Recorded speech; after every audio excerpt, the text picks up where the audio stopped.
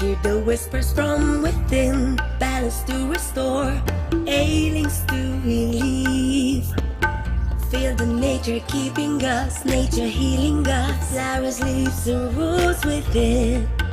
Hear the mind calming you, soothing you, love and kindness inside out. Let the herbs from middle world heal. Welcome wellness, welcome wellness. It's revealed herbs, middle world herbs.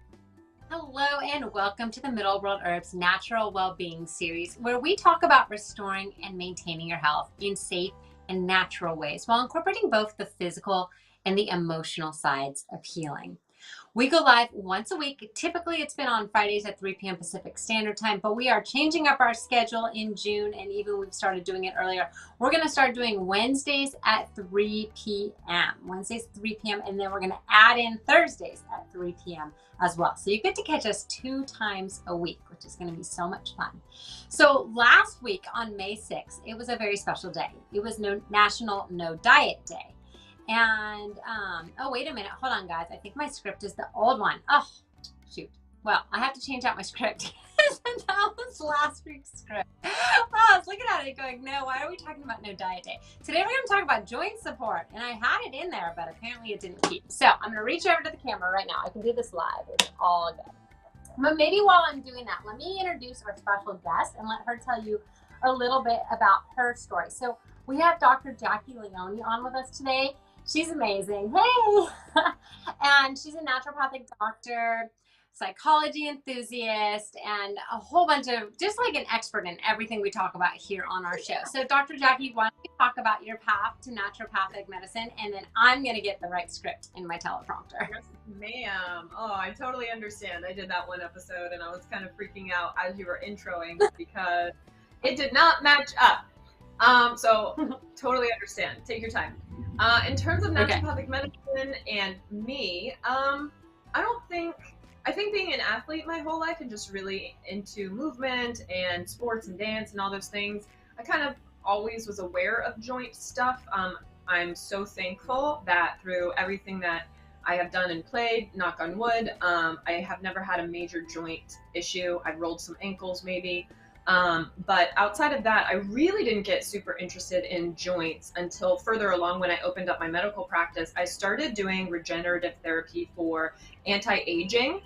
It's called platelet-rich plasma therapy, and platelets basically are almost like stem cells. They turn into growth factors wherever you put them. And I was interested in putting them in the face and neck and hands and things like that, scar tissue, C-section, breast augmentation scars, those types of things, to help encourage healing, cell turnover, get rid of sun damage. But what I was doing as I was learning is that it actually can be injected into joints, and it can stimulate growth of things like collagen, cartilage, synovial fluid, joint tissue, healing the joints, because as we're going to talk about a little later today, cartilage, tendons, ligaments don't have a lot of blood supply, and things that don't have a lot of blood supply in the body take forever to heal. If you've ever had a joint injury or surgery and 6 months later it's still creaking and cracking, you know what I'm talking about.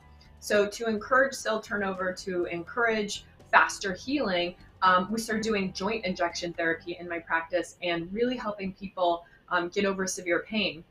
Now, fast forward 2 years, and I hiked the Grand Canyon, and hiking the Grand Canyon at 30 is very different. 32 is very different than 2022 in terms of age. And yeah, I really ruined my joint capsule in my right shoulder to the point of I had like no elevation. It was basically like a dead arm. And thank goodness we had PRP in my practice, because I did a round of PRP injections and I got about 85% relief after about 10 days, which it had been bugging me for months. So if that's any indicator that stimulating joint growth and giving the body what it needs to heal is very, very possible. And it doesn't have to be something as invasive as a joint injection, but you know, it can be from food, it can be from movement, from home therapies, from herbs, from supplements. So, you know, if you have an achy joint, I highly recommend listening up today and typing in any questions you might have, because there's a lot of supportive options to get you out of that pain. So ever since I had that experience, I am very devoted to helping people heal their joint pain, body pains, old injuries. It really does increase quality of life significantly. So I'm excited to talk about today. Awesome. Well, that's good that your joint pain has gotten better. So that's a good thing. Yeah. So let's talk a little bit about the supplements that we're going to go through, because I want to introduce them to you before we even get started. So we have our uric acid detox, and then I also have the joint support supplement. So those are two of them that we're going to talk about and just discuss how these can help you, especially if you're dealing with joint pain. And if you have joint inflammation, you might also want to try Middle World Immune Support with quercetin, and that's something just to keep on your radar as well for supporting your joints. So before we dive into all of that, let's just understand more about joints. So Dr. Jacquie, what causes stiff joints? That is a great question. So there's not usually one causative factor. It could be a disease state, right? Like a itis of some sort, arthritis, bursitis. It can be genetic, like degenerative joint disease or autoimmune disease. It could also be something like just not moving. If we're not using the joint very often, then it loses some of its elasticity, some of its mobility, and joints can become stiff. So there's kind of a plethora of reasons why, but the most common are going to be aging, cold weather, right? Because, then again, the blood flow, everything kind of constricts and gets closed. And so cold weather obviously aggravates that. Overuse, underuse, nutrient deficiency, like things like fatty acids, which lubricate joints. These are all really common factors outside of major disease states that are going to cause joint stiffness. Okay. So for all our friends and followers who are listening and watching us now, if you guys have questions for Dr. Jacquie, especially about this topic, go ahead and put them in the chat, because we do answer them live for you. And what's going to help if you have stiff joints? So a few things are happening that are important to kind of address. So for instance, if there's an underlying condition, you definitely want to go to your doctor and get tested. You want to manage the disease with an appropriate care plan for you. If it's lupus or arthritis, it's going to be a different care plan approach to something like, sorry, I was thrown off. No, it's okay. Our producer had an awesome ringtone and it took me back to high school for a split second. So sorry to everyone out there.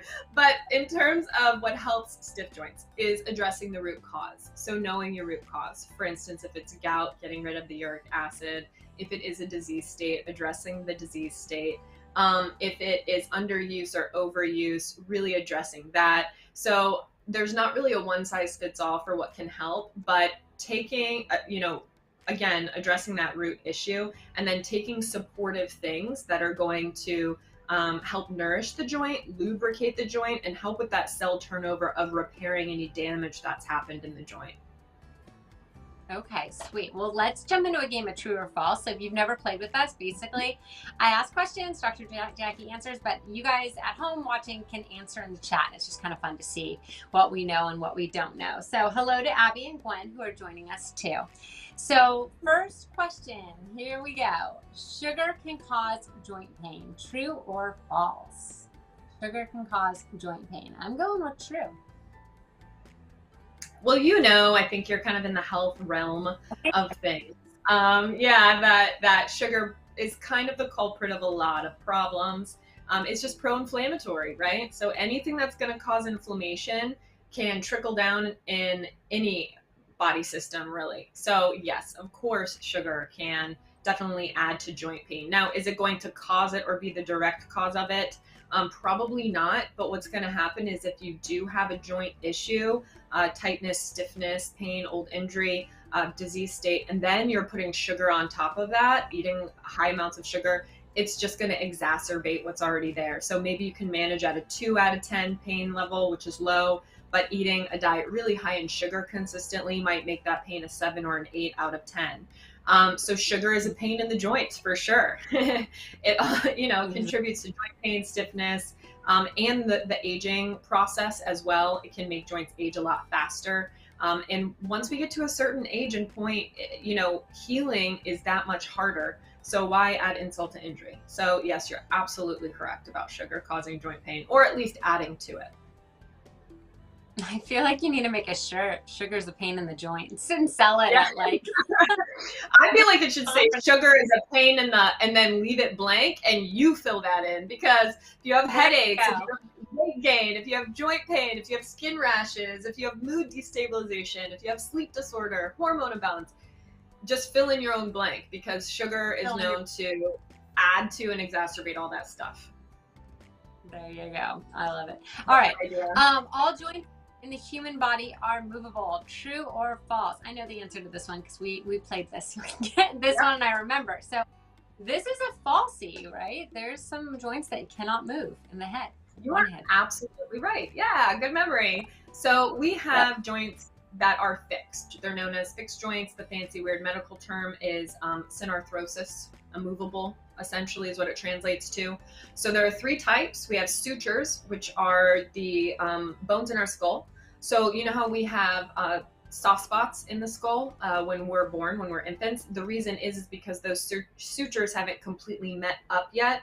They're still flexible, and that's so our head can fit through the birth canal, because if we were completely solidified, we would not be able to do that. And so what happens over time as our fontanelles, or those soft spots, close in, we create sutures, and they do not move for a reason, because that's our internal helmet, right? That's what protects the brain, so they should not be moving. The second is called a syndesmosis. Say that 10 times fast. That's fibrous connections between bones. Like think in your calf bone, or your calf bone. In your calf, you have your tibia, which is that really thick, strong bone that goes kind of down the center, and then your fibula on the side. Those are connected by something called a syndesmosis. And then last but not least, people, I think, always forget that teeth are bones. So gomphosis, or ball and socket, peg and socket, pardon me, like our teeth. Those are immovable, or they should be immovable. Now, if they wiggle slightly here and there, that's different, but they should not be moving once you have your adult full set of teeth. They should definitely be there for the long haul. So those are the three types of joints that don't move. And if they do, there's a problem, so go get checked out. All right, we had a couple questions come in. So Gwen wants to know, why do knees and ankles pop and crack so much as we age? And if it doesn't hurt, is this any cause for concern? And can it be reduced and prevented? Great question. So ankles, knees, other supportive joints, usually joints below the hip, tend to crack and pop because usually we're not really stretching them as often as when we were younger. We're not running around as often. We don't have as many enzymes to help with any potential inflammation. I personally feel relief when I go to, bend down and tie my shoe and everything pops and cracks. As long as there's no pain, popping and cracking is a good thing. It's just releasing some air from the joint. The joint is moving around. So as long as there's no pain, there's no need to worry. Now, if you do have pain with the popping and cracking, I highly recommend going to see a chiropractor or someone who specializes in that joint, like if it's a foot joint, like a podiatrist or something like that, just to kind of get some imaging and maybe see if there's something else going on there. But yeah, it's just part of aging. Unfortunately. All right, well, James had a follow-up. So does the popping of joints lead to arthritis? That is actually a wives' tale. A lot of people used to think so, like cracking your knuckles can add to arthritis. But in reality, again, we're just releasing built up gas that has built up in that joint. And so as long as there's no pain associated, then there's no need to worry. And some people really get a lot of relief from cracking and popping. So if that's you, by all means, keep doing it. The only thing that I would be careful of, in medicine it's called self-cavitation. Cavitation means the movement of a joint, right? So when you see people kind of popping and cracking their own neck, let's say, I would be really careful with any time we're adjusting the cervical vertebra without a guidance or a specific method, just because sometimes that can cause misalignment over time and add to things like headache or neck and shoulder pain and stiffness. But other than that, again, if there's no pain, then I wouldn't worry about it. Okay, that's really interesting. I feel like anytime we talk about joints and like knuckles, it makes me want to do it. It's like a yawn. Yeah, You see a I know. yawn and I you yawn. It's like you hear it. Don't you suddenly feel the I get a need? good You're one. like, I need to. Does anyone else feel that way? Like just talking about it makes you be like, do I need to get all my joints? Anyways, all right, next question. Menopause can cause joint pain, true or false? See if anyone has any answers. I remember this one. I'm going true. The answer is, ba-da-da-bum, yes, it's absolutely true. So everybody wonders why, and why, because menopause only happens in genetic women, right? So if you gender identify with being a woman and you're on hormone therapy, injecting estrogen, then you're taking an estrogen and won't go through menopause. But those of us who were born genetically XX chromosome, who do naturally produce estrogen, there's a natural decline in menopause, right? And menopause is defined by 12 consecutive months without a period or menstrual cycle, okay? So when we get to that place, what's happening is our body stops making estrogen, which is the primary female hormone. And what estrogen's job, or one of the jobs is to protect joints and reduce inflammation. So think about it. As a woman, we are built to procreate. Our hips widen. We're meant to withstand an increase in weight, an increase in volume when we do, during gestation or pregnancy. So estrogen being present really helps protect those joints, helps protect against inflammation in those joints in order for us to do those types of biologically inclined things, like give birth.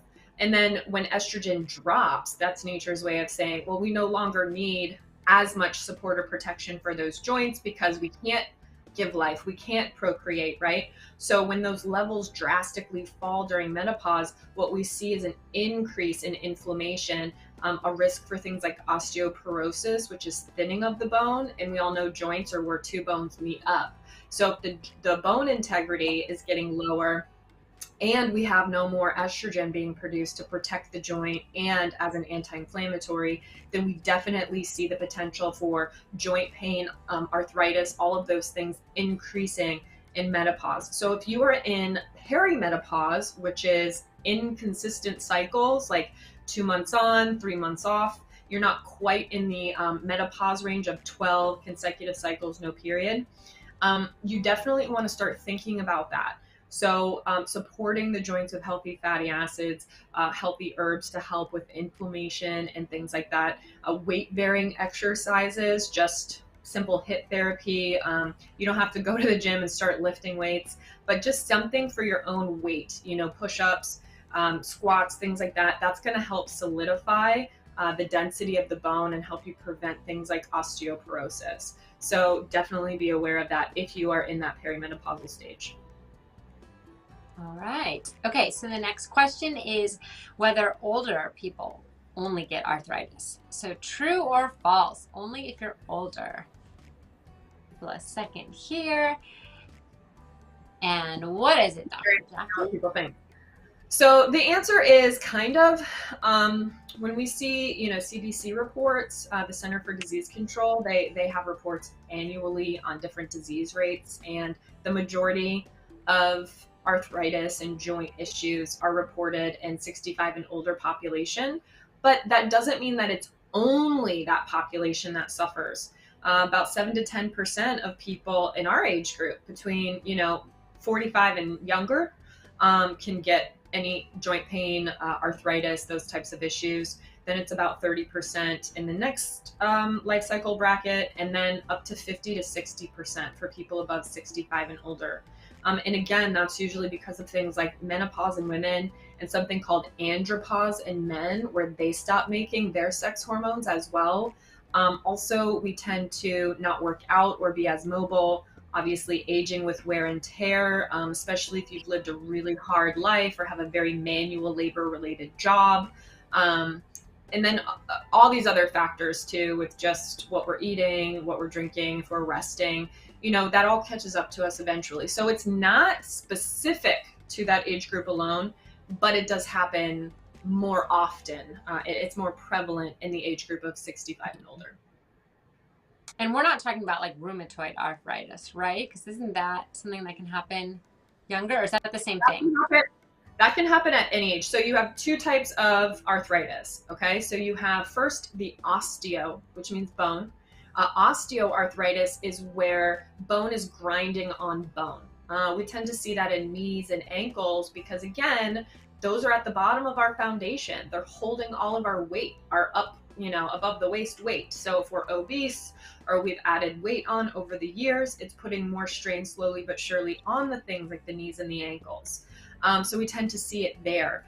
And that's usually just wear and tear. So athletes, people who, again, are obese or have highly inflammatory diets, don't stretch or move. So that's just bone. That's just going to happen with age.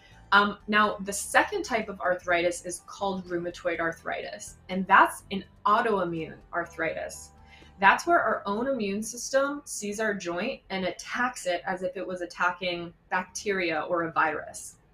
So it's producing these inflammatory cells in the joints only and degrading the cell over time, the joint over time. Now, that usually requires, autoimmune drugs or therapies, medications, herbs, supplements, depending on how severe it is. And that can happen at almost any age, especially if you already have an autoimmune disease. So, for instance, something like lupus. Lupus tends to get diagnosed in your 20s and 30s, and that can be concomitant or come with something like a rheumatoid arthritis. Not all the time, but it's very possible. So that's, an autoimmune can develop over time. Again, as we age, our enzymes are lower, our immune function is lower, we're more vulnerable to infection. And so we see higher rates of rheumatoid and osteo the older we get, but you're absolutely correct that rheumatoid tends to happen in younger years, again, 20, 30, 40. Okay. All right. Oh, hey, Freddie, what's up? All right. So let's get to our next one. So this question is, dairy and gluten, do those worsen joint pain? Dairy and gluten. Well, we just talked about inflammation. So I'm going to say yes. Yeah, they do. So you're absolutely right. For the most part, yes. Not in everyone, but by and large, yes. So actually studies in the last 5 or 7 years with the big gluten-free movement and celiac disease becoming more common and tests coming out for it, what we're finding is there's a heavy link between gluten and joint pain, especially people who have autoimmune joint issues like what we just talked about with the rheumatoid arthritis. So autoimmune forms of arthritis, they raise your potential for developing celiac disease, okay? Because celiac disease is also kind of autoimmune. The immune system is attacking gluten, which is a protein in wheat, thinking that it's bacteria or a virus. So your immune system's going haywire, having a piece of toast. So the evidence just keeps supporting over and over again, all these studies the last handful of years, that celiac disease, gluten sensitivity, both produce lots of inflammation. Inflammation adds to joint pain, like we know. Dairy as well contains two factors, a sugar, lactose, we all know, and a protein, casein. And most people are sensitive to one or the other, oftentimes both. And so if you can tolerate dairy, fine. You have no issues whatsoever. No, you've avoided dairy and then you introduce it and you don't notice any problems with digestion or skin or energy or any of that. Then chances are it's not going to be as inflammatory for your joints. But if you do have a sensitivity to dairy at all, even mild, then anything you're eating where you have any reaction, really, it's because of inflammation. So chances are it's going to add to any potential joint pain. So yeah, when in doubt, if you have joint pain and even just a mild, I feel a little gross after, eating pizza or something, just avoid it if you want to see improvement in your joints. Totally. Easier said than done, but yes. And those who don't have any dairy, oh my gosh, are the lucky ones. The lucky ones that love cheese. Very rare. Very rare. Yeah. I know. I used to notice, I remember, I just remember having a huge meal, and I don't remember if it was carb heavy or dairy or probably it was both. But I remember feeling joint pain, and this was probably in my I just turned 40, but it was in my 30s. I'm acting like that was like decades ago. It was like 2 weeks ago. I'm aging myself already. But yeah, and I remember like, oh no, I can't have joint pain. Like, this is crazy. So it was completely a reaction to inflammation. So it's very, very interesting how fast your body can react to all that. All right, well, let's do our next question. So if we don't exercise a lot and we don't put on a lot of wear and tear, does that mean our joints are going to last us longer? So you want to skip the cartilage tendon one? Let's go. Oh yeah, sorry, I skipped that one. Yeah, it's cool. we can go back. We'll go back. Okay, so if we don't exercise much, we don't put wear and tear on our joints, and they'll last longer. That's actually a common misconception, because a lot of people think that that's protecting the joint, when in reality, if you don't use it, you lose it, is a very real adage when it comes to joint pain, because things will get stiff when they don't get used. It's like a door that's remained closed. When you do finally go to open it, the hinges are almost rusted shut, right? So that's going to happen to our joints if we don't use them.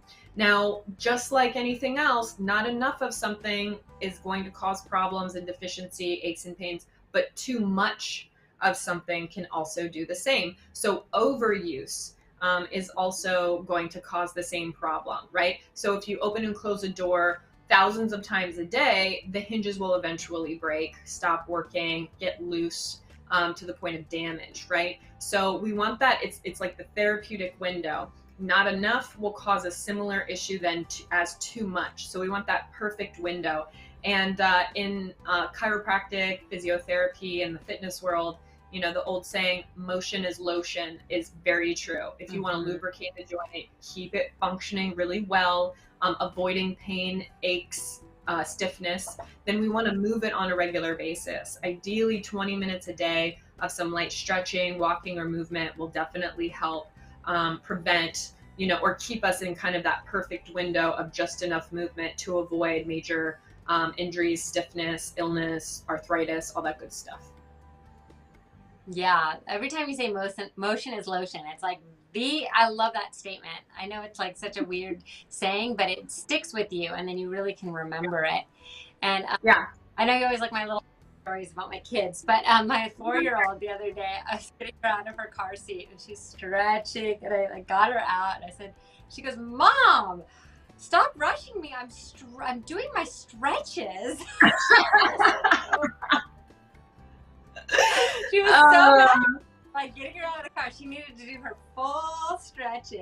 Well, yeah, she needs to do her full stretches. Have you ever like had that just full body stretch when you wake up, or just have been sitting too long and like you try to cut it short? It's like, excuse me, I have to stretch. Okay, it's like cutting a yawn in half or something. Like, it just doesn't feel right, you know? I love that.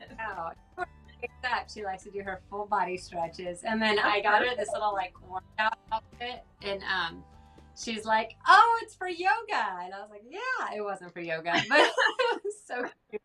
Like putting her little mat out. It's really cute. I love that. And she I'm even not knows a huge yoga, but oh yeah, they do yoga at daycare. They like know, she like knows the positions and everything. It's so cool. I know. My 6-year-old niece, same thing. When she was in school, you know, she's 4 years old. My sister's sending me pictures of her in down dog. I'm just like, this is amazing. This is incredible. I love that. So cool, right? I know. I remember about 10 years ago, I was on a beach walk, and I passed these 2 little kids, and in the sand they had drawn little like rectangles next to each other, and then I heard one little girl say to the boy, "Okay, let's play yoga. I'll be the teacher." And I was like blown away. I was like, "Oh my gosh, kids play yoga? This is the coolest thing." So it's so cool to just see that a normal thing to like do nowadays. Because yeah, I didn't grow up knowing what yoga was. That was not taught to me in the schools. Yeah, so it's super cool. Like, so cute. I love that. I know, it's so good for them. And just anyway, so motion is lotion. It starts young. You do not interrupt a 4-year-old stretching. She will yell at you. No. All right, so I skipped a question. So the question was, cartilage and tendons can grow back if they're torn or damaged. True or false? What do you think? I remember this one is like possibly. Yeah. Yeah, Good you're for you. absolutely right. Yeah, and I Yeah. wanted to make sure that we attended to this because it definitely relates directly to the substances we're going to talk about that can help facilitate the regrowth of cartilage and tendons and things. So I think like this foundational information is going to be helpful for people if they are suffering from joint pain. So cartilage is the flexible connective tissue that keeps joints moving, right? And fluid movement, not clicking, not catching. They coat the surface of the bones because remember, joints are bone to bone. And so it's like this nice little covering on the end of the bone that has, it's kind of like our shock absorber. It cushions bone against the impact.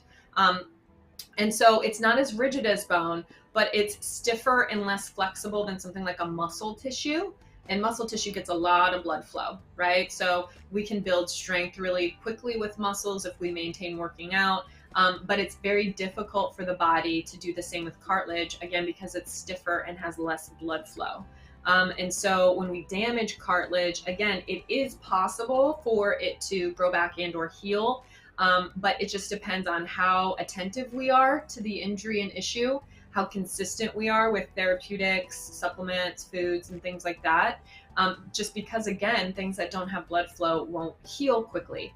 And then tendons. So tendons connect muscle to bone, and ligaments connect bone to bone. So now we have bones covered in cartilage, and then they're going to be kind of like, think of the way a bridge is held together, right? With all those tight wires. That is the ligament holding bone to bone. Then to move the bones and flex or extend a joint requires muscle movement, and muscles attached to that joint or to that bone through tendons. Okay, so we have cartilage, ligaments, and then the muscle is the tendon. And they all are supposed to withstand wear and tear because we move our joints every day, right? Sometimes without even thinking, in our sleep. It's very automatic. And so because we have so much movement in our joints, we want a lot of tensile strength, right? We want fibrous, healthy, thick things to help protect the joint, keep its integrity. But with that benefit comes the detriment of when and if it's damaged, it can take a long time to heal, again, just because of that lack of blood flow. So it can grow back if it's torn, depending on how torn, like micro tears. When it's majorly torn, a lot of times you are going to require surgery or something like that. And so again, it just depends on how attentive we are, how consistent we are, and exactly what has been damaged. Because some things are harder to grow back and harder to fix than others. And then like at the top of the hour when we were talking about the PRP, that's kind of a good intermediary, because if it's not like a micro tear or just wear and tear injury, but it's not as severe enough to require surgery, it's kind of in that middle ground, like my shoulder was. The PRP is great because it adds that blood flow and that nutrition to the joint to help stimulate the healing. So there are options on all spectrums depending on what the issue is. But if you just don't give up, because it can be daunting. Some people are like, yeah, 3 years ago I tripped down the stairs and my ankle hasn't worked since. And a lot of times it's because they just want to forget about it and ignore it and like, oh, let it heal on its own, right? But it's consistently, science and studies have proven that when you are focused on the healing process, you attend to it consistently in that therapeutic range, again, not too much, not too little. That's when we tend to see things regrow and repair at a much faster rate than if we were just to kind of, put it on a shelf and hope it heals on its own. Wow. Yeah. Don't give up. I like that. That's a good message. Don't give up. Okay, so don't give up on that ankle. As we age, is it natural that we're just going to start having these joint pains and aches? What do you think? Yeah, I think it is, unfortunately. Unfortunately, it's true. Ligaments and tendons, they hold joints together and they just over time become stiff, leathery, that kind of thick, leathery, a little bit more solid. Osteoarthritis can start degrading or rubbing down that cartilage in a joint. So, aching, soreness, pain as we age is pretty common. Our muscles can get tighter. We lose muscle mass, tendons and ligaments become less flexible and more rigid. Body just naturally takes longer to heal because we're not producing as many enzymes, right? And enzymes are kind of like the little hatchets of the body. They break things up, whether they're digestive and are to break down food, or they're in our joint to break down inflammatory cells. We just have less and less as we age.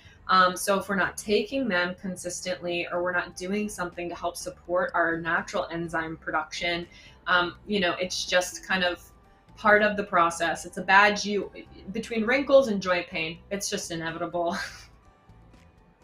It is, yeah. Yeah. All right, next up. People with arthritis can forecast the weather based on their level of joint pain. True or false? And I'm going to say the cold weather does have a big impact, so maybe true. You are right. Yeah, a lot of people think that it's a wives' tale, like the cracking of the joints causing arthritis or something. But this one is actually very true. Okay, so as temperatures change, what happens is air density changes. And so when things are warm, they move really fast. I always think of kind of like the chocolate fountain. It's like when things are heated up and melting, it just kind of flows. But what if it was, freezing cold outside? Everything's going to get stiff and solid and freeze, right? So when the air density changes to be that much thicker, so warm air is less dense, cold air is much more dense. That density can affect the gas in the joint, right? Because that's what we're doing when we're popping and cracking. We're releasing that gas. So that atmospheric pressure, the density changes in the air. It irritates nerve endings.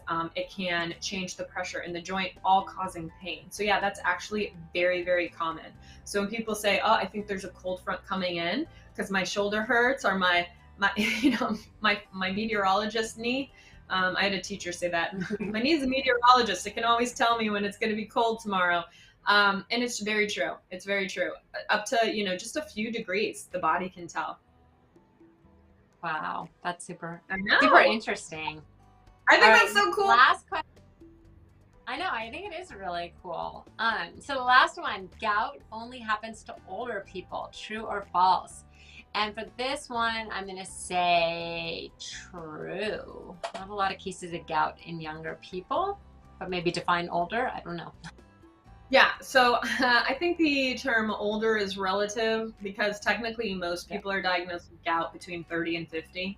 So are we older? Yeah. Older. I feel like we're older than your kid's age, but we are clearly very, very far from elderhood, right? But the chances of getting gout increase as you get older for sure, just like most disease states affect men and women of any and all ages. But usually it's diagnosed between 30 and 50. And women we see that later in women, about 45 to 55. Again, that's just because of menopause. So estrogen, that's protecting those joints, causing anti-inflammatory reactions, helping also the kidneys and the heart and everything just function better. When we don't have estrogen, multi-systems are affected. And gout is uric acid crystals kind of populating in the joint, causing pain. And crystals are really sharp and jagged. And so that's what's really causing that pain. So if we're not clearing the uric acid from our kidneys quickly enough, if our diet is high in purines like meats and seafoods and things like that, then that will definitely add to it. And so a lot of things just kind of catch up to us the older we get. So gout is actually technically diagnosed younger than something like osteoarthritis, which is like the 65 and older group, but it is still on the older end of things, and it is associated also to menopause. So definitely be aware if you are in those populations. Yeah, man, you're making me scared for my 50s. Right now I'm going to live for today in my 40s. And all right, so let's scare tactic, because you earned elderhood, everyone. You have lived your life. You have made trial and error. Every line on your face is because you laughed or cried or felt a feeling. It's just about awareness and then what we can do to prevent it. So the fact that you drink kombucha, you're very aware of movement, you're married to a triathlete, right? You're active mom, you're in the health field already. So I definitely would not be super concerned. But if you do notice yourself in like the next 8 to 10 years, and me, I'm right behind you, I'm 38. When we notice perimenopause happening, that's really when we want to start hitting things like joint support, nutrients, herbs, foods, things like that, that's when we want to start hitting it a little harder, because that's going to set us up for success and help make the estrogen drop that's inevitable for us not as painful, and it'll definitely take the edge off. The bottom won't fall completely out from under us. Instead, it'll be kind of a nice, gentle decline into menopause instead. That's it. Sure.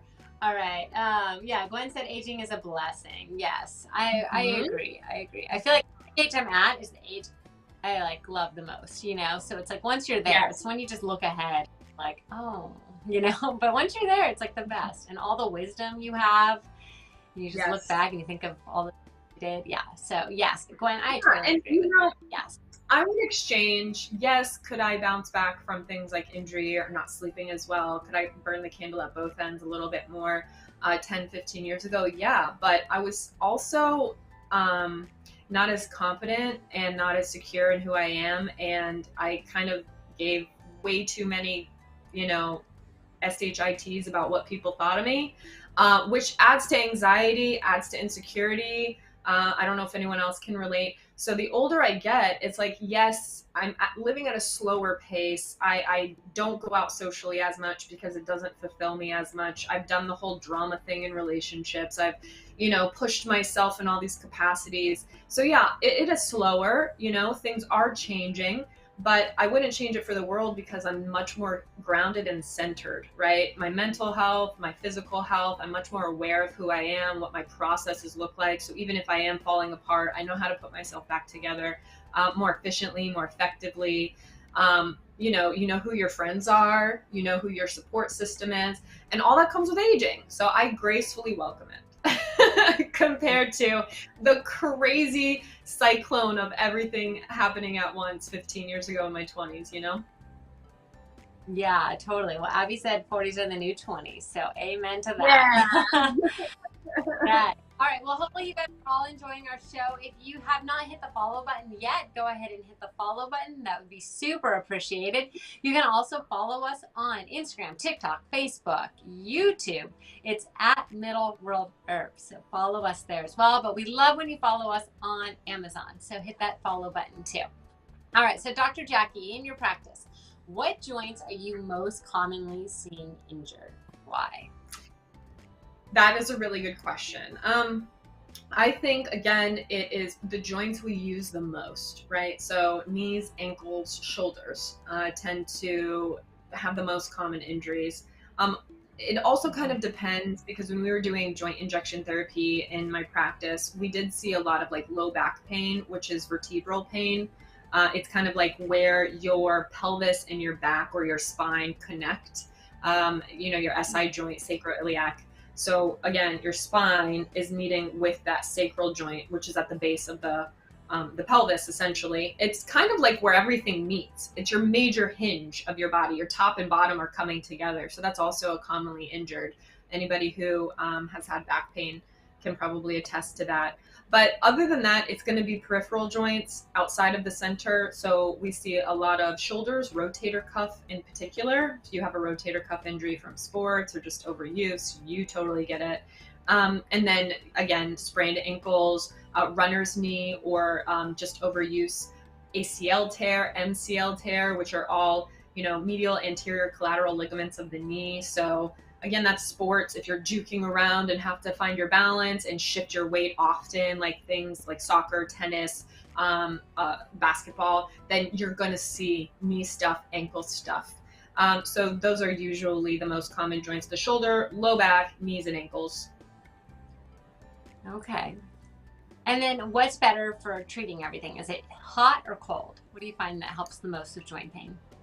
It's a really great question. So it kind of depends in the level of pain. So if it's an acute pain, let's say you just sprained your ankle, you really want to help prevent swelling, because swelling is going to add pressure to the joint and add to pain. It's going to kind of crush, not necessarily crush, but put pressure on the nerves. And nerves are what sense pain for us, right? So in that case, you definitely want to stick to ice initially. And you want to elevate the joint, because that's going to help the fluid and the blood and anything inflamed kind of travel back down to the heart and use gravity to your advantage for sure. When it comes to something more chronic, like an overuse injury, Then we want to do what's called hydrotherapy or contrast therapy, which is a combination of both. So what heat does in the area is it's going to take our blood vessels, which are kind of like a hose, and blood is constantly going to areas to get oxygen and nutrients. It does its job. And then we have veins bringing the deoxygenated, denutrified blood back to the heart to be reoxygenated again. And so we have this dual highway of these hoses, right? So we want to manipulate those hoses to accommodate more blood flow, right, to the area, because again, things heal faster when there's more blood flow. So how do we get the hose to go from its regular kind of middle of the road diameter to expanding its diameter to really cause kind of like a waterfall effect of nutrients and blood and oxygen and all that good stuff to the area? Well, we're going to want to add heat, because heat causes things to dilate. Now, once we saturate the joint with all that good stuff, how are we going to shut that off? How are we going to stop that pooling to be able to shunt the blood back to the heart to get reoxygenated, renutrified, and all the stuff we need? Well, how do we shrink it? We zap it with cold. And cold, again, just like cold restricts airflow, cold restricts movement, it's going to restrict that hose back to be smaller. And so what we're doing with the contrast, hot and cold, they contrast, right, is we're creating this synthetic pumping mechanism in the blood system of the body. And that is what's going to help encourage more blood and oxygen to the joint and carry more of the crap away that needs to be filtered out through the liver and kidneys and cleared. And so when we're creating that exchange, the body's doing that already with the heart. Think of it like this, right? And it's going to be slow and steady to heal. But when we can use hot cold, it's going to increase that movement and that exchange. And anytime we can do that, we're going to facilitate healing. So again, if it's acute, you want to elevate and ice. If it's more chronic, stiff, painful, post-injury, we want to do contrast hydrotherapy to help with that. Okay, that's really good to know.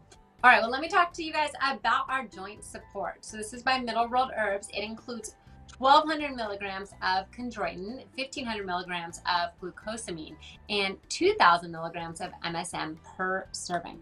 So Dr. Jacquie is going to help us demystify those ingredients in a minute. But first, I just want to say it is a brand new addition to our family of products. And we were able to launch this in our Amazon store in January 2022.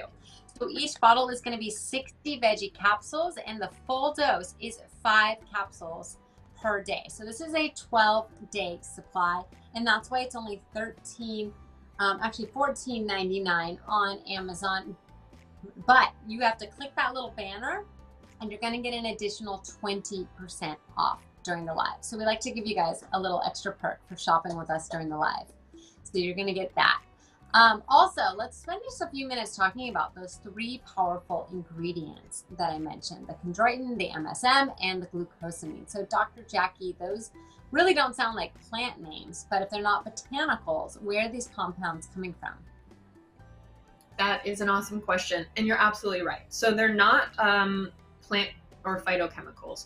They actually come from animals, shellfish, and actually MSM does come from some plant foods, but chondroitin, for instance. Chondroitin is a complex sugar, and it's from the cartilage of animals, primarily cows, pigs, and sharks.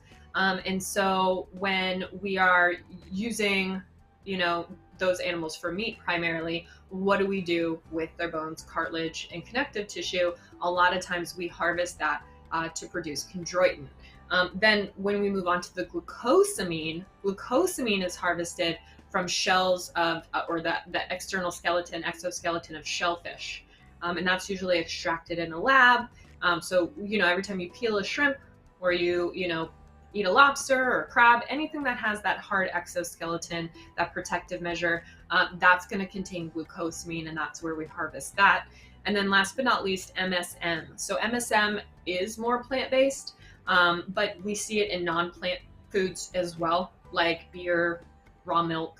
We're also going to see it in coffee and tea. But in terms of plant foods, it's going to be primarily in alfalfa sprouts, tomatoes, deep leafy greens. It's pretty high in apples as well. So, MSM is kind of half and half, where the others are definitely sourced from animal products. Again, The chondroitin, if you can remember, is pigs, cows, sharks. And then glucosamine is shellfish. So if you have a shellfish allergy, please be wary. Be careful. In terms absolutely. of glucosamine ingestion. Yeah.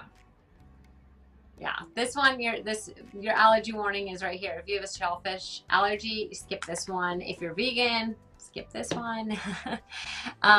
But let's focus a minute on cartilage. So Dr. Jackie, we talked a little bit about it earlier, but what is it? And, oh no, we talked about that already. What is it and can it regenerate? We did that one.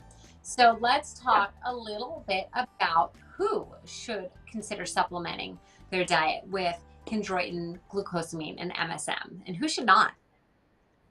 So, sorry, I keep misaligning the script. I thought no, I thought we were going to go more into chondroitin, glucosamine, and MSM. So I have. Could you tell us more about chondroitin, glucosamine, and MSM and their role in cartilage and joints? Oh, I'm so sorry. Well, No. I will definitely jump into whatever question we have. But essentially, just you're keeping me honest today. I love it. So, I really do want to lay the foundation a little bit more than just the food sources for why these substances are so important. And that's kind of why I reviewed cartilage, ligament, tendon, because it's going to kind of work into explaining a little bit more about these substances. So the cool thing is each of these substances has its own superpower, but what we noticed in medical studies is the synergist effect that they have when they're combined. So these three things combined are used very, very effectively in treating things like osteoarthritis, muscle damage, inflammatory joint disease and disorder, stiff, achy joints, post-injury, post-surgery, all of those things that could be potentially degrading a joint. The three things working together, we notice substantial improvement compared to groups that don't do anything at all. Like I said, put it kind of in the shelf and like, oh, the body can handle it. So chondroitin, again, is usually, it's a sugar and it's taken from the cartilage of animals, but chondroitin sulfate, which is the form of chondroitin that you want to take, it increases cartilage matrix. And cartilage, like we said, if it's bone to bone, it's that shock absorbing thing that covers the bone and when the bones meet, right? So we always see that cartilage wearing down. It's almost like a brake pad that wears down. So when you put on your brakes and you hear the squeak in your car, that's what's happening in your joint, is you're just wearing away that pad of cartilage. And chondroitin is fantastic for helping rebuild that matrix, making the tensile strength of the cartilage much better, and producing collagen in the joint. And collagen is what helps things stay, flexible but strong. So they don't get rigid and they don't just become strong and cemented, but they're strong and also movable, which is obviously what we want in a joint, right? Because joints are constantly moving. Now, when we move on to glucosamine, again, is the shellfish, right? It's from the exoskeleton. So what makes that awesome?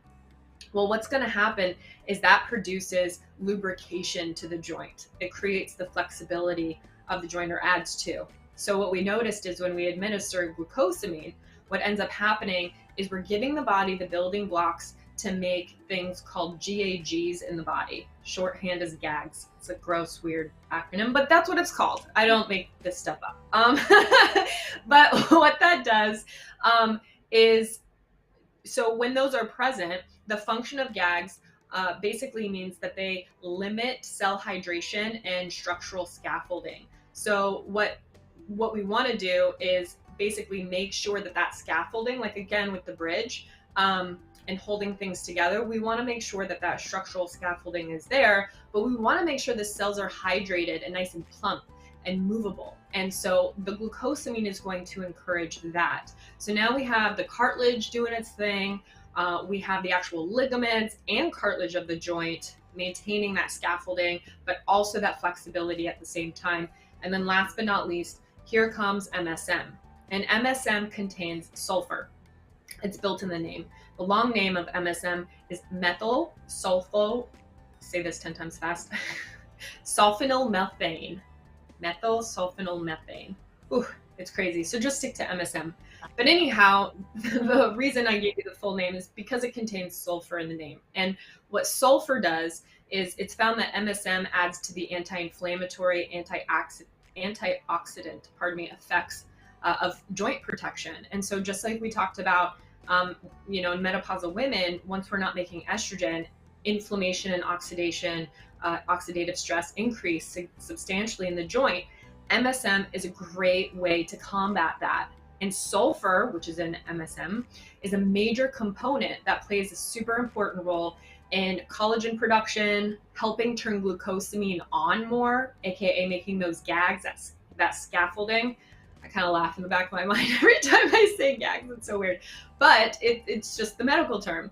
And then when they work together, they help with healthy bones, healthy joints, the production of immune cells to help fight inflammation, infection of the joint. So all the way around, we're checking off multiple boxes, again, when we add them all together. So it's not about utilizing one of them singularly, it's really about the beneficial symbiosis of all three together, and that's what makes them so powerful. And time again, no matter what study, no matter if it's a little, a moderate amount, or a lot given to different groups, we always are seeing improvement in mobility, decrease in pain, decrease in inflammation, reversing osteoarthritis, and or stopping it in its tracks so it doesn't get worse, all because of these three things together. So I just wanted to make sure we highlighted why they're so awesome. Cool. Do you want to briefly talk about who should take it and who shouldn't?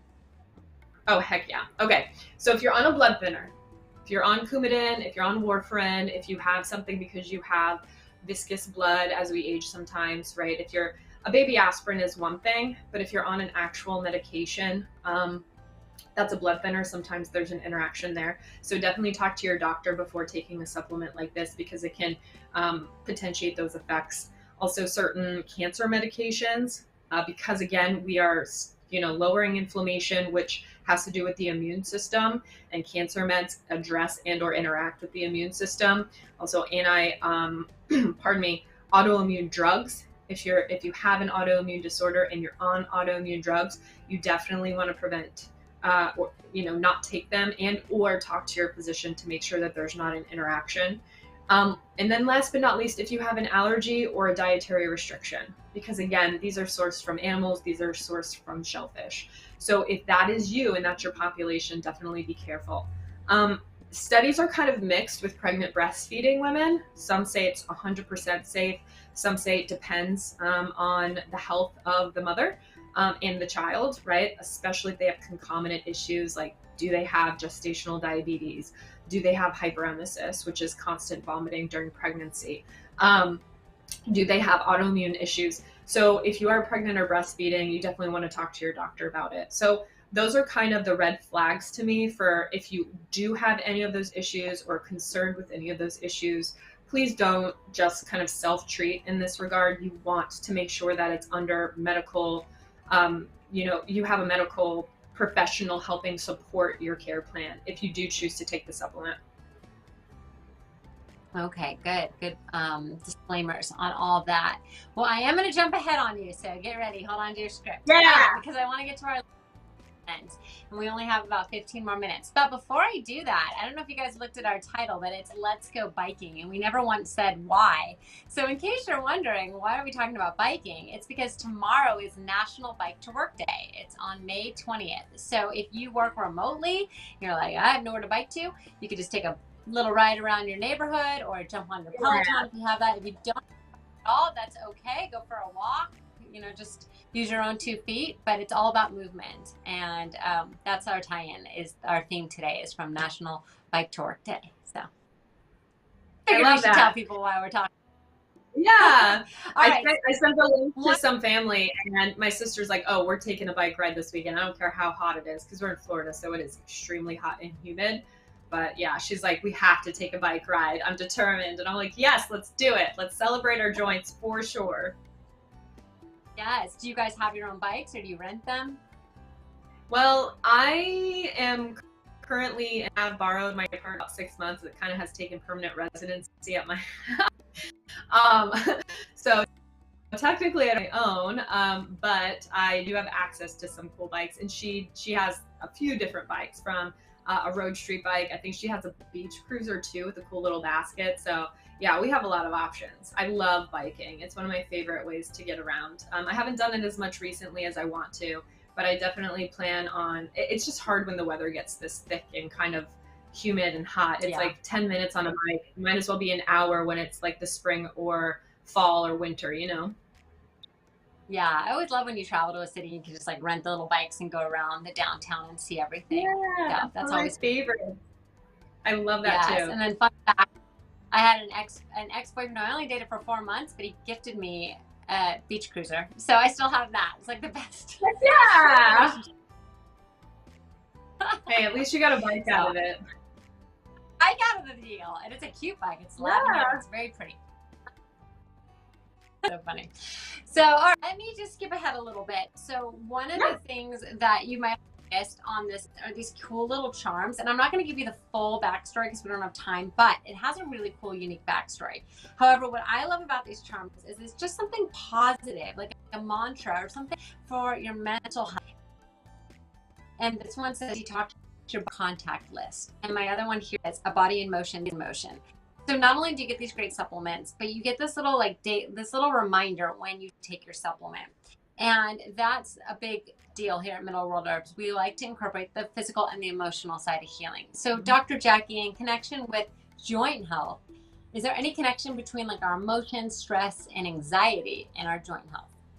Oh yeah, definitely. I think any physical issue or manifestation, there's usually a mental emotional component. I mean, we are that's two sides of the same coin. If we think of our whole existence as a coin, you know, I mean, we're multifaceted, but yes, one is inherently connected to another. So like if anyone right now, just for a quick 45 seconds, we want to close our eyes and think of, you know, a really wonderful, loving, warm experience, someone you absolutely adore, that when you look at or engage with, you just light up, you feel warm and cozy. Right now, focus on how you feel about that person or that thing. You know, focus on what's going on in your body. Are you smiling? Do you feel like you're sitting up a little taller? In your physical body, you are literally releasing chemicals called endorphins and oxytocin, which endorphins limit pain. They help quell pain receptors. And then oxytocin is the bonding hormone. And so it makes you feel closer, more connected, less isolated, which both of those combined shift our nervous system from sympathetic, which is that fight or flight, into parasympathetic, which is rest and digest. And when we can stay in that rest and digest, where we're releasing endorphins, where we're releasing oxytocin, what ends up happening is our body is absorbing nutrition better, our organs are functioning more efficiently, our muscles are not as tense, our nerves report less pain. So everything is just functioning at a slower, more grounded, more loving, and healthier place. Inflammation lowers, our heart rate lowers, our blood pressure lowers. Everything gets better simply because we thought of somebody that we absolutely unconditionally love. So that being said, and I'm not going to put everyone in sympathetic state, but let's just say that the exact opposite is true. So when we're focused on issues, problems, stresses, things not going right in our life, you know, the opposite will happen, and we'll release adrenaline, we'll release cortisol, which is the stress hormone. Our body physically shifts into the sympathetic nervous system, thinking that we're actually dying, when in reality, it is a deadline at work, a fight with a partner, you know, a concern of a loved one. So the body, the nervous system can't tell the difference between a perceived threat, aka a thought, or a literal threat, like being chased off the road or chased by a tiger or something. You know, and it's ingrained in our limbic system, and it's there to protect us. But what ends up happening, because we live at such a high stress level, especially in America and industrialized countries, of the go, go, go, of the make more, do more, be more, that inherent pressure definitely overstimulates the nervous system, gets us stuck in that sympathetic state where we're constantly releasing such high levels of these chemicals that over time will degrade our health, increase inflammation, increase oxidative stress. And whenever that stuff is very high and we don't take that time to relax and reset, then damage happens, right? I mean, 4 years in med school might as well have been a decade to my body. The wear and tear on certain aspects of my body and my mental health, just really pushing yourself to that limit, living in sympathetic for so long, it can be super difficult to shift back and retrain our body and how to get into that relaxed parasympathetic state. So our mind, our thoughts, our emotions are inherently linked to our physical body. And depression has been shown to increase aches and pains in joints, headaches, things like that, anxiety as well. So we want to be very, very careful about our thoughts, and we want to be mindful of them and check in. Are we in our conditioned fear state self? Or are we in our authentic faith-based trust, kind of in the flow parasympathetic self? Because one is going to degrade health and one is going to repair and build health. And so 100% there's a mind-body connection. And I hope everybody can focus on someone that they love or something that makes them feel warm and fuzzy every time they catch themselves being in that fear state. That's the quickest, easiest way to kind of realign or change the track from sympathetic to parasympathetic, is just breathe and let your thoughts guide you. Because if they guided you astray, they can get you back on track. Totally. I love that. I do think of love, but I always think of like just like holding a whole bunch of puppies and just letting them like love on me. Yeah. That can get me there. Puppy cuddle. Yeah, the cuddle puddle.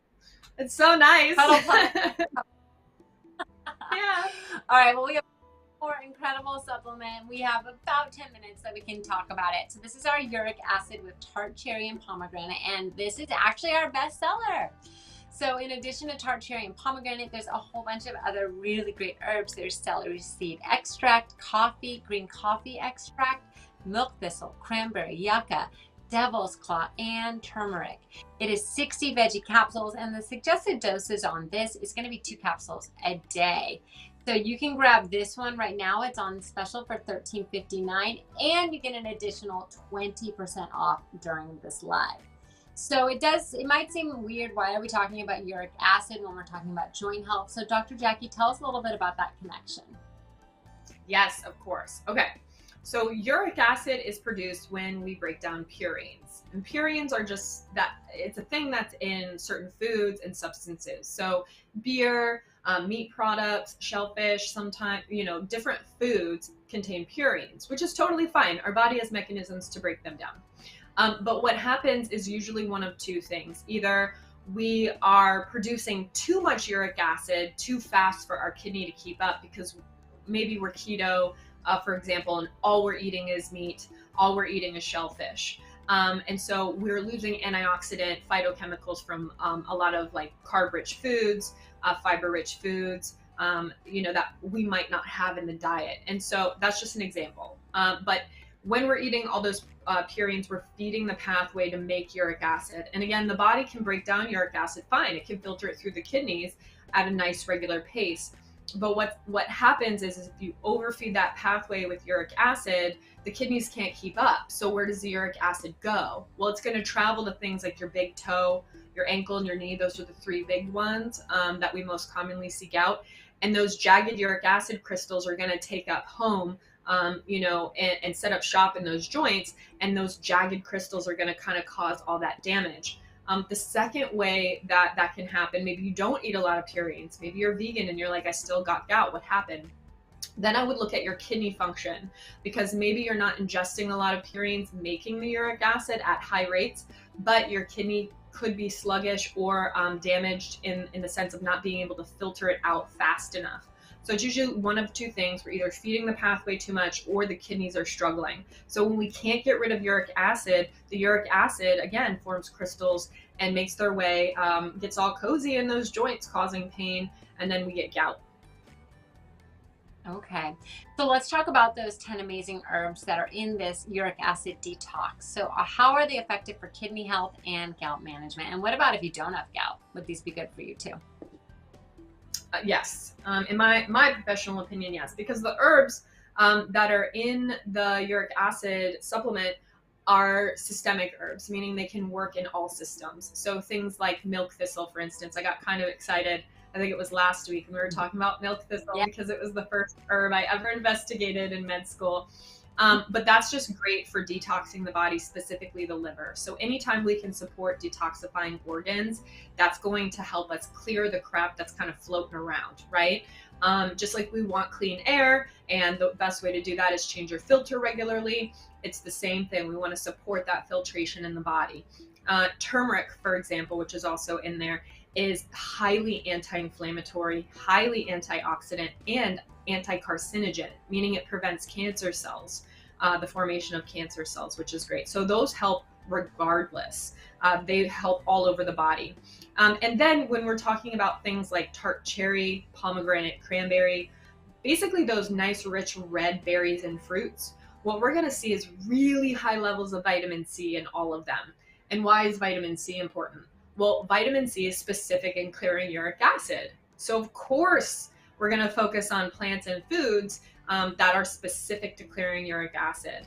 And in this case, vitamin C being so highly antioxidant and specific to helping clear uric acid, it's just a win-win. So again, it's also a systemic antioxidant, helps the immune system, helps with inflammation outside of just the joints. Then when we're looking at gooseberry, which is the amla or amla berry, that's very, very rich in antioxidants and reduces the risk of things like chronic heart disease. We see it lower the potential of diabetes. It's also anti-carcinogen, like turmeric, which means it prevents cancer cells or mutated cells from developing. And then again, they are also high in vitamin C, gooseberries. So the amla berry is very good at checking multiple boxes and helping, again, systemically, but also specific to joints. And then the last one, because I know we have time, but is the Chancapedra. So that's going to help balance out uric acid and prevent gout attacks. If you do currently have gout, it's also going to prevent gout from forming. A lot of studies have shown that they this plant significantly decreases uric acid levels as well, helping the kidneys filter it out faster, pulling it from joints and up and out of the body. So all the way around, whether it's because it's anti-inflammatory, antioxidant, or specific to clearing uric acid, it's a great combination to focus on uric acid for sure, but also to support the kidneys and also to support multi-systems like filtration organs like the liver and things like that. So it is a fantastic combination. Lots of powerful stuff in there. That is great. So everyone scoop up the uric acid detox. You're going to love it. Grab the joint health too. So you have two things in your arsenal for your joints. And as we wrap up, what, like 3 quick things would you want to leave people with, especially if they just jumped on late? What are some of the really good takeaways? I love your idea. Sugar is a pain in the. Yeah, sure. We should make a t-shirt. Yeah. So when in doubt, just avoid stuff that's going to add to the pain, right? Take away the bad stuff, sugar, dairy, gluten, when possible. And then we want to add the good stuff, and we want to support the joint. So supplements, herbs, foods, really eating to use food as medicine to help support healthy joints. And then last, but obviously not least, I saved the best for last, our favorite, motion is lotion, right? We want to move our joints, everyone. Yeah. So we don't want to move them too much and not enough. We want that perfect in the middle. Motion is lotion. If you do have an injury, another saying is you want to go to the pain and discomfort, not push through. So go to, not through. And that way you can protect the joint from further damage. So those are my little quips and sayings for today to kind of sum up in your take homes. Yes, we're going to create Middle World Herb merch, and we're going to have mugs that say sugar to pain, workout tops that say motion is lotion. Yeah. And then we'll get a band that says through the pain, not through the pain. Yeah. Yes, we should. That'd be awesome. All right, everyone. Thank you so much for joining us. We always have so much fun with everyone. You guys are amazing. Hit the follow button if you haven't already. We love seeing our regulars too. You guys are incredible, the support you give every single week. We're back next week. We are back. We're doing our Thursday, I believe. What's the day we went with? Yeah. So we are back next week. and we look forward to hanging out again. So good night, everyone. Have a fabulous rest of your evening. Bye. Hear the whispers from within, balance to restore, ailings to relieve. Feel the nature keeping us, nature healing us. Flowers, leaves, and roots within. Hear the mind calming you, soothing you. Love and kindness inside out. Let the herbs from middle world heal. Welcome wellness, welcome wellness. It's revealed herbs, middle